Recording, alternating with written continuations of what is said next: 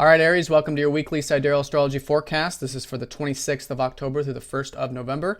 My name is Athen, and this is for Sidereal astrology. If you're new to this type of astrology, do check the description down below because your sign might be different. All right, Aries, so we have a full moon in your first house here on Tuesday. So this will be the culminating point of, for a lot of you, whatever you've been working on for the past 6 months. It's an awareness of self. It's an awareness of our ambitions, our drives, things like that. And so it's a great time to have that reflection, to see it, and perhaps even a high energy for a lot of you right now at the moment to be put into these goals or ambitions that you might have. So a very good culminating point. This is all about the self too, and it's about self-understanding and understanding more about our motivations and understanding about assertiveness and things like that. So reflecting on this, but putting energy into whatever those goals are, I think is going to be the high point of this full moon. So that's Tuesday, and what's so nice about it too is it's sextiling up to Neptune, so it is an easygoing kind of energy. It could be good for doing the active thing, but at the same time, it's easy, or you can have that rest in the process, so that presence that just makes it flow that much nicer. So that's going to be the early part of the week. We do have some aspects here finishing up on Monday before that full moon. Mercury is going to be opposing up to Uranus and Venus trining up to Jupiter. So with all of this activity in your 6th house, it's still very much about the focus on either the work stuff, the self-improvement, the daily stuff in some regards with your Sun and Mercury here. Keeping that balance with getting that rest and relaxation on Monday perhaps, or freeing things up, trying new and different types of routine activities might be important on Monday. Basically whatever has been coming in since the last weekend in regards to that. And in regards to Venus conjoining Jupiter, this is very expansive actually, and it's now the final aspect with these fast-moving planets going over Jupiter.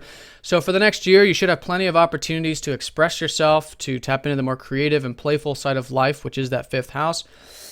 And you could be creative very constructively, like through a work or something like that, but certainly available. And here, this early part of the week, good for enjoying that, good for actually the relationships and the finances. Perhaps could be opportunities there for some of you, but in either case, should be quite optimistic about it. And it's good to really be grateful for what we have and to enjoy those values that you can be aware of during this time. So that's the early part of the and also this sort of Monday, Tuesday, Wednesday time period. Venus is going to be opposing up to Chiron. So the finances, the relationships, those are 2 areas Venus rules for you, is going through a sort of healing energy this week. So it's important to see any wounds, any insecurities that we might have in regards to those particular areas, even especially in regards to your self-expression, because later in the week, Jupiter is going to be opposing up to Chiron, and that's a very slow, very powerful aspect. And here it's all about this newfound opportunity to create, to express, but right now there is this sort of perhaps old wounds that need to be healed. Maybe there's some of those inhibitions about it. So it's having that awareness, with Chiron being open to learning about it and just having that nurturing, slow sort of quality. And naturally through that, those wounds can certainly be healed. But I don't think it's going to be very deep. Jupiter's a benefic, Venus is a benefic. It comes across as quite easy usually, but I think the more open you are to healing those wounds, I think will only be more supportive. We'll keep it into balance. Now, in terms of one thing I want to say too is, Chiron's been in your 11th house. So this has been, healing wounds relating to either group things, your view of the world, collective matters, friends, things like that. So really seeing that your unique gift, which is the 5th house, your unique spark, is what the world needs. And you'll know it because they're both in harmony when it happens. So that might be something to consider, but that's the key, is to balance the self-expression with what others need or with what society needs in these sort of visions of the 11th house.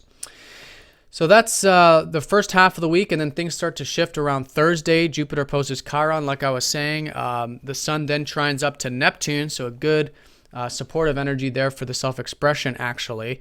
Good for, again, going with the flow, taking it easy. Could even be good for those friends and group-related activities, actually, since Neptune is in that 11th house of yours. So I think all week, it's while there's healing, there's also very good support for the creative, expressive, and group-related stuff.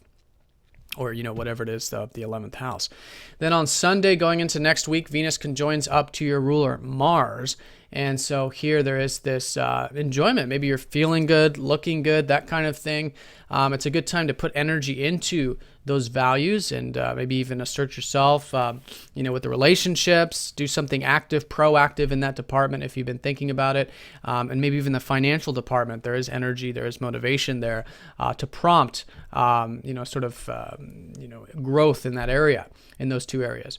Now, when this happens, this conjunction, they're both going to be going into Virgo at the same time. So you'll probably notice, especially going into next week, there's this motivation, there's this drive to maybe self-improve, to get the diet, the health taken care of, whatever it might be, maybe asserting yourself at work, and really enjoying the self-improvement and sixth house things, with Venus going in there. So you can have a lot of energy in your sixth house shifting into that going into next week, but still there's a lot of focus here. There's a lot to be learned, a lot to be taken care of. And I think just balancing that with that rest and relaxation will be very important, bringing that into it as it has been. And I think the culminating point of this week is on Tuesday, when you really have that self-awareness in terms of, your goals and who you are, what you value, what your desires are, and how to cultivate them, and really put into an intention of how to continue to move forward with these self-motivated goals and ambitions. All right, Aries, so hope you guys have a great week. Thanks for watching, and I'll see you all next time.